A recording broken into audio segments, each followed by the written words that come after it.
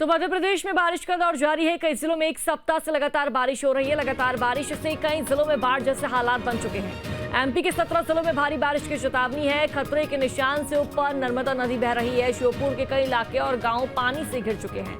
अगले 4 दिन तक तेज बारिश का दौर यूं ही जारी रहेगा। बड़ी जानकारी आप तक साझा कर दें तो 17 जिलों में भारी बारिश की चेतावनी है। खतरे के निशान से ऊपर नर्मदा नदी बह रही है और श्योपुर के कई इलाके और गांव पानी से घिर चुके हैं।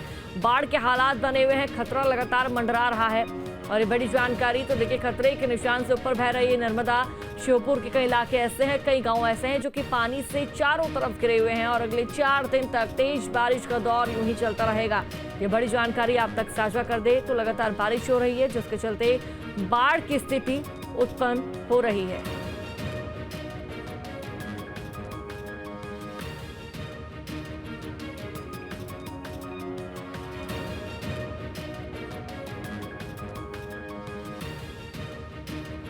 और ज्यादा जानकारी साझा करेंगे संवाददाता अंकित हमारे साथ भोपाल से लाइव जुड़ चुके हैं। अंकित, क्या कुछ अपडेट है मौसम को लेकर? किस तरह की स्थिति फिलहाल भोपाल मध्य प्रदेश में देखने को मिल रही है? जी, पहले पूरे मध्य प्रदेश की बात करेंगे। पूरे मध्य प्रदेश में लगभग 30 से ज्यादा जिलों में जो है मूसलाधार बारिश देखी जा रही है। वहीं नर्मदा नदी की बात करें तो मां दायनी नर्मदा नदी भी अब जो है खतरे के निशान से ऊपर चल रही है।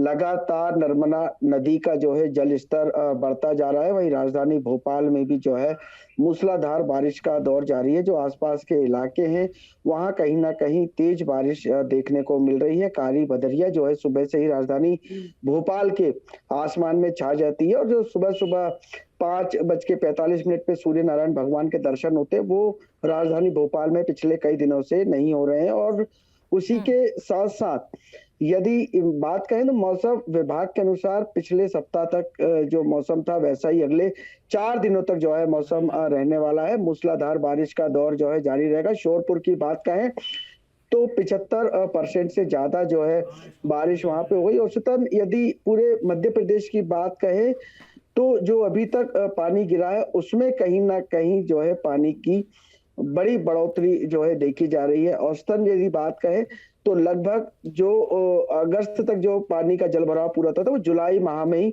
पूरा हो गया। तो अब कहीं ना कहीं जो है बाढ़ जैसे कई जगह हालात बन रहे, नदी नाले जो है पुलिया वो डूब में आ गई। तो कहीं ना कहीं जल भराव जो है अब हर नदियों में हो गया है लगभग। इसलिए इसी कारण जो है अब डैम के गेट भी खोले जा रहे हैं। बिल्कुल अंकित, लेकिन कई जिले ऐसे हैं जहां बाढ़ का जो संकट है, खतरा है वो मंडरा रहा है। क्या प्रशासन इसके लिए अलर्ट नजर आ रहा है? क्या कुछ प्रशासन द्वारा तैयारियां हैं, व्यवस्थाएं अंकित? जी बिल्कुल, प्रशासन अलर्ट मोड पर है। एसडीआरएफ एनडीआरएफ टीम की बात करें तो जो बाढ़ पीड़ित क्षेत्र है वहां पर जो है लगातार मॉनिटरिंग की जा रही है।